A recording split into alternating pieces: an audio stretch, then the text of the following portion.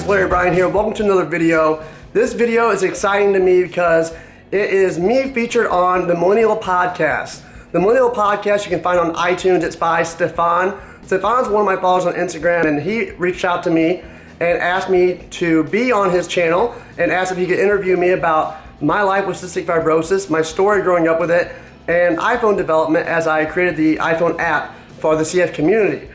Stefan's a really great guy altogether. He's really smart, really nice, and he basically interviews people all around the world, sharing their stories, their downfalls, and some of the amazing things they're doing right now. So I was really thankful and really excited that he asked me to be a part of his podcast channel, and I'm going to go ahead and play it now for you guys. My name is Stefan, and you're listening to the Millennial Podcast.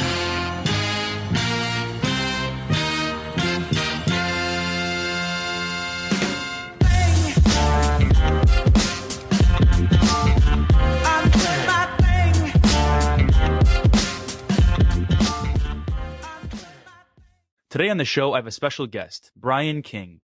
Brian is someone who, against all odds, is fighting his way through cystic fibrosis, or CF.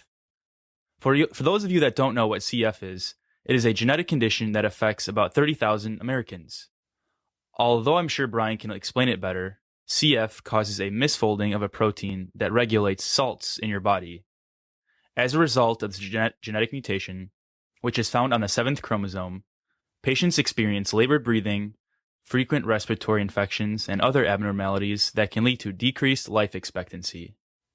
Within the last 5 years, Brian has had 29 hospitalizations and was subsequently forced to withdraw from college as a pre-law major.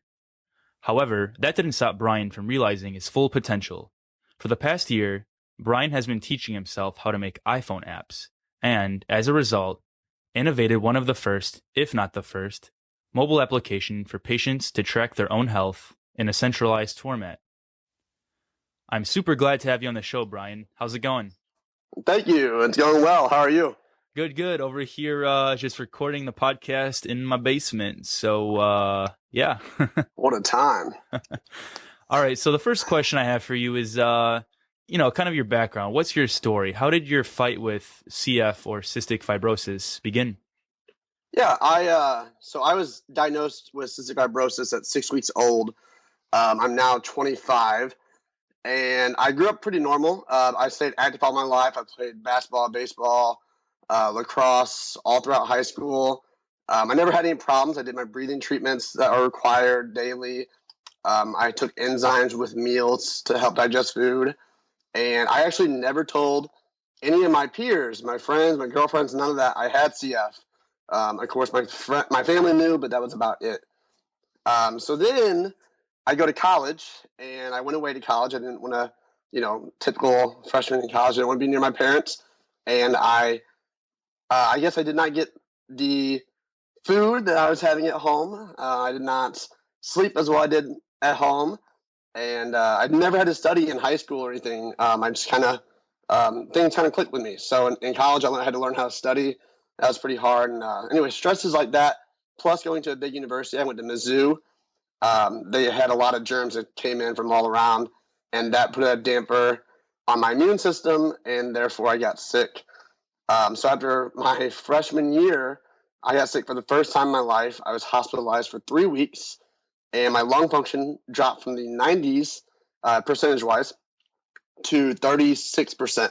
Or I think it might have been 32%. But so that kind of set the precedent for what was going to happen for the rest of college. I quickly started recovering a little bit. I got up to 56% after I got out of the hospital. And then the following year in college, I continued to go to college. My parents tried to encourage me not to. But I continued to go. And every couple months, I got another lung infection. It was pneumonia. And that one thing about the lungs is once they're scarred, they cannot heal themselves again. So that was the problem with cystic fibrosis is you have frequent lung infections, you have frequent lung scarring, and your lungs just deteriorate over time. So college went as normal as possible. I still didn't tell most of my friends in college I had CF, even though I was being hospitalized. I simply told them that, my freshman year in college, I got really sick.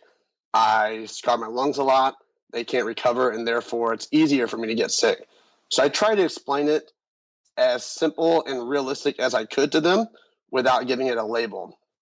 And the reason I never gave my friends a label of me having cystic fibrosis is, when you're in school and you're a kid, anything that's different from the norm, kids make fun of, or they don't understand. They're not accepting of that type of thing. And, we're all scared of the unknown. So that's something that I grew up with my parents teaching me, and I didn't want other kids to find out. In college, it was kind of the same way. The older we get, the more we research.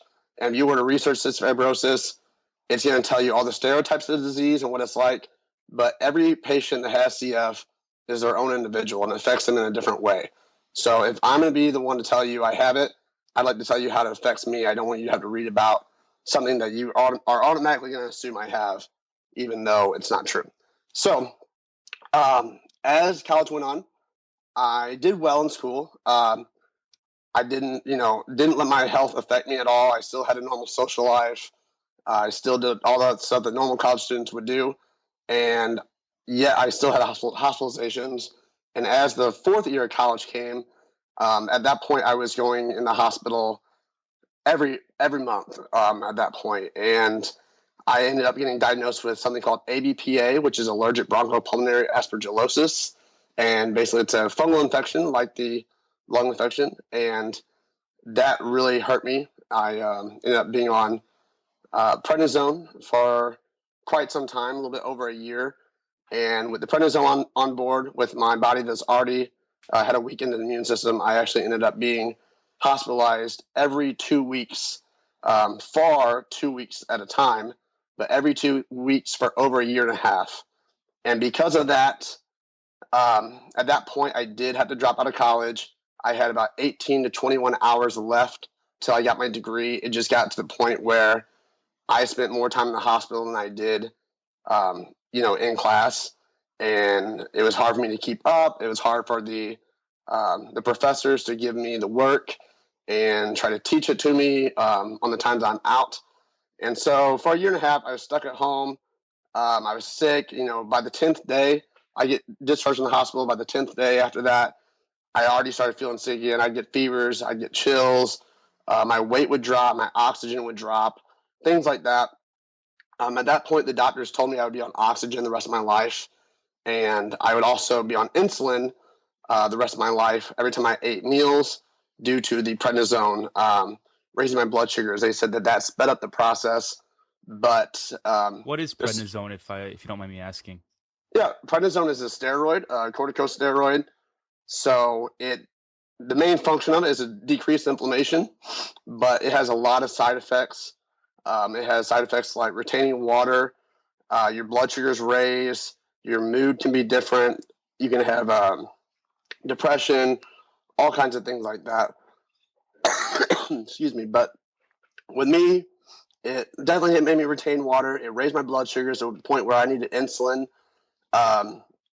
It knocked down my oxygen to where I needed oxygen almost full time. Things like that. It didn't let me gain weight, but it was not good weight. It was just water weight.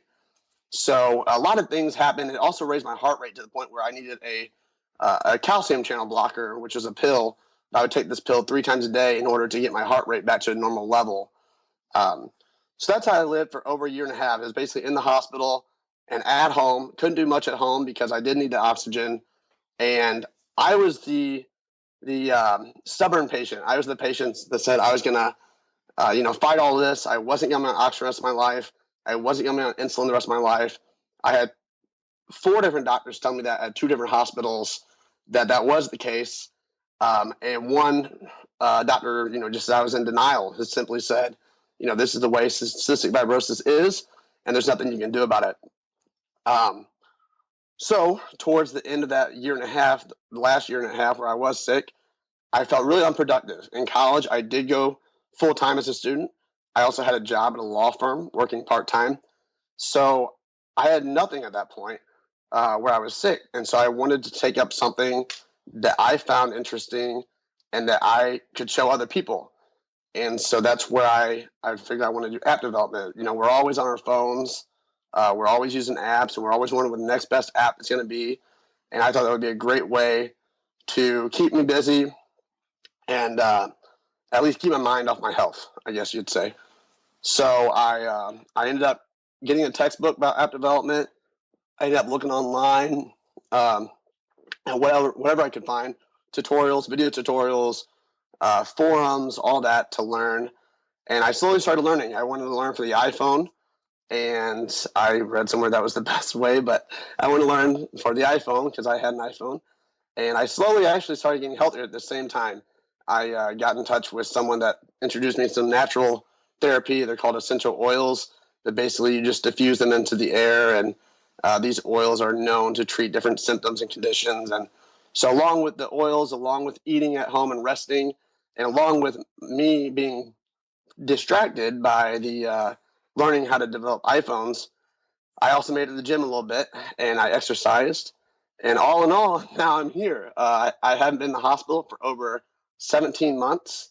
I've gained 30 pounds, and I wanted to create my first app once I started learning a course, and I wanted the first app to be for cystic fibrosis, and that app was released almost 7 months ago, back in October 2014. Wow.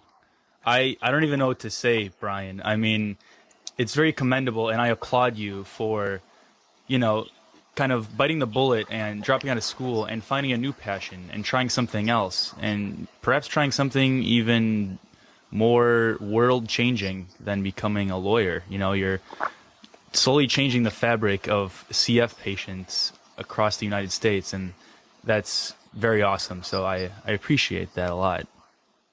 Yeah, no problem. Thank you very much for your support. Yeah, like you said, I didn't mention, but I did go to the school for pre-law and finance, and ironically, I'm not doing either one of those things right now.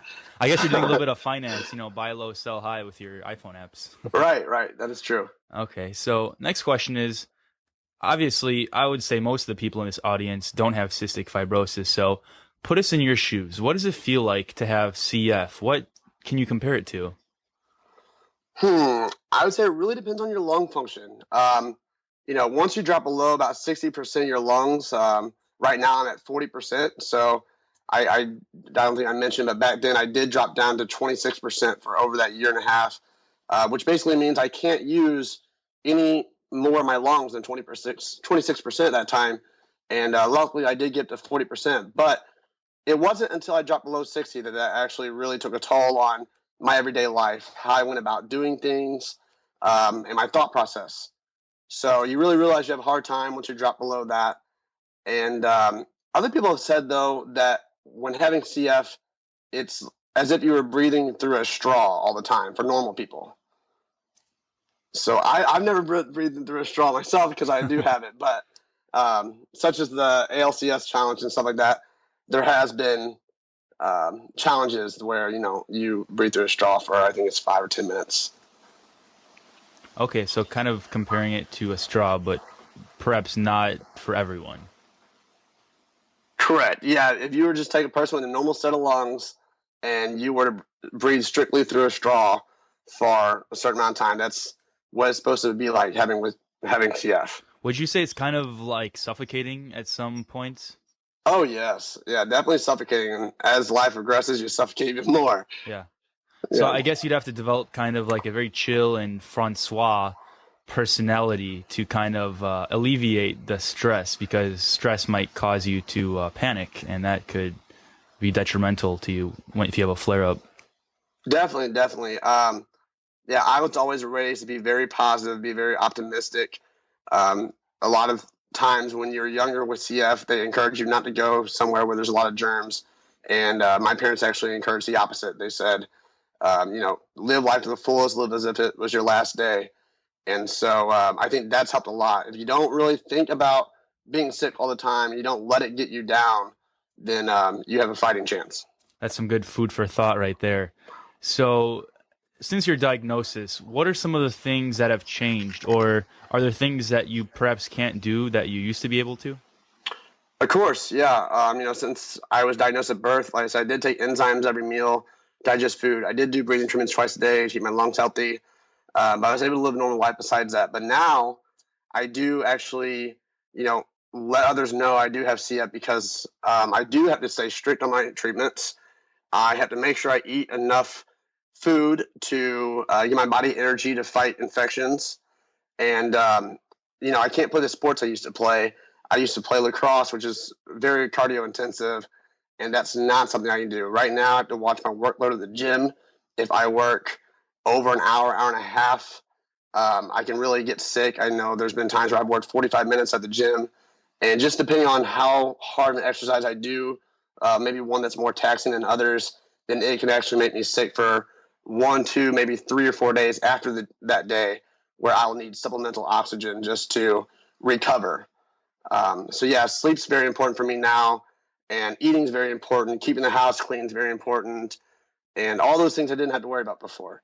So as life progresses, I'm sure there'll just be even more things I'll have to try to keep strict.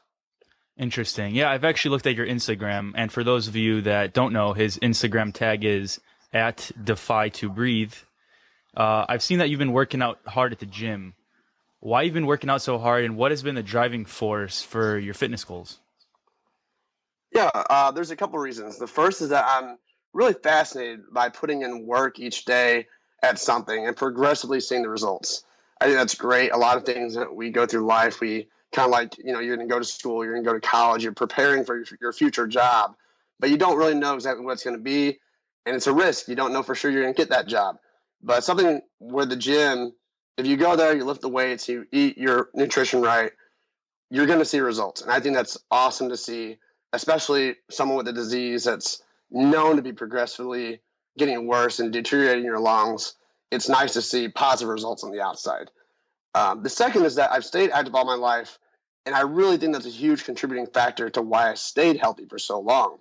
So once I got so sick in college, and they told me I wouldn't be able to work out like I used to, I needed to be on oxygen, the rest of my life. I'd be on insulin the rest of my life, and I chose not to accept that. And because of me working hard at the gym, like I said, I was exercising, I was able to prove these doctors wrong, where I'm not on oxygen anymore, I'm not on insulin anymore. I've gained 30 pounds of weight that they never thought I was be able to do at all. So things like that really inspired me to go to the gym and continue working hard at it. So you've been really pushing the envelope with the setback, and it seems to be doing some positive things for you. So that's awesome to hear. Yeah, definitely. It definitely helps a lot. All right. So back to your app development. Tell us about your app. How did you come up with this idea, and what's the vision for it? So my iPhone app's called My Fight Against Cystic Fibrosis. It's an app that's currently in the App Store. It'll soon be one of a series.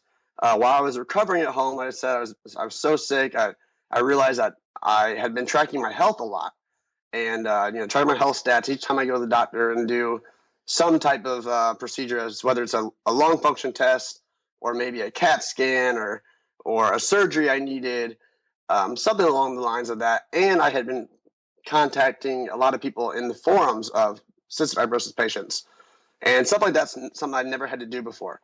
So all that gave me an idea to make an app for the CF community. I wanted to give back to the CF community what they gave to me. And so in the app, you can track your health stats, you can track your procedures, and in the future, my vision for the app is to continue to expand and grow and become more social environment in the app. And I just really want to base it upon what the needs of the CF community are. Wow.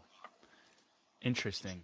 I like it. So what are some of the other projects that you're involved in now? Some of the other projects are several different ones, actually. I've recently finished an app for asthma. It's along the My Fight series, and that will be in the App Store within a couple of weeks, hopefully. Aside from that, I'm working on a social media app with a team of guys from all different countries, which we believe has a lot of potential to be as successful as apps like Instagram and Twitter. Then I'm also working on a smaller social media app for a Cystic Fibrosis Foundation, which of course will be mainly targeting the CF community. And I'm finally working on a small nutrition app of my own to help people when it comes to knowing when to eat throughout the day and remembering to eat throughout the day and help them with their fitness goals. Wow, just goals everywhere. Goals, goals, goals. That's right. Speaking of which, What is your favorite success quote or a quote that you live by? So I put this quote at the end of all my emails. And my favorite quote that inspires me to keep pushing is one from a great American author. His name was Napoleon Hill. And he said, whatever the mind can conceive and believe, it can achieve. And that's a quote that I feel like has stuck with me all throughout my life. You know, when you're a kid, you say, shoot for the stars, for whatever you want to be. And, you know, when I was told I couldn't do many, many things because of my disease, I didn't believe it. I believed in myself, and therefore I've achieved more than they thought I could. I totally agree with you. I mean, look at what the United States has done just in the space program. They went to the moon in less than 15 years. So anything is possible in this day and age. Yes, definitely. It's all in the mind. Mind over matter. All right, next question is, if you could give one piece of advice to a toddler, what would it be? I'd say always believe in yourself. I think if you truly believe in yourself, you can do anything. Short and sweet. I like it. Short and sweet. Next question. What is your purpose in life, or what is the purpose of life? This is a tough one. I'm interested in so many things. I love to learn new things. I really believe knowledge can be power and peace. So I'd have to say my purpose in life is to constantly learn, provide, and grow. So I constantly want to learn new things, provide those I connect with in life, what I've learned in some way or another, and then continue to grow as a person from what I have learned and from those I've connected with. Are you sure you're not a motivational speaker? I'm pretty positive, but maybe it's in my future. Speaking of which, what is in your future? What's your dream job? Honestly, I have no idea what's in my future, but I can't wait to find out. My dream job would be a job that's not monotonous. I want to constantly be innovating and moving forward. Whether I own it or I'm just part of the team, I would love to work at a prestigious company where I can appreciate working on projects single-handedly and as a part of a team. Wow, your elevator pitches are selling me. You should go sell them to Mark Cuban. I'll think about that. Yeah. Well, all right. How can the audience get in contact with you for future projects or collaborations? I'd say probably email would be the best way to contact me. My email is lbappdevelopment@gmail.com. So LB like Larry Bryan.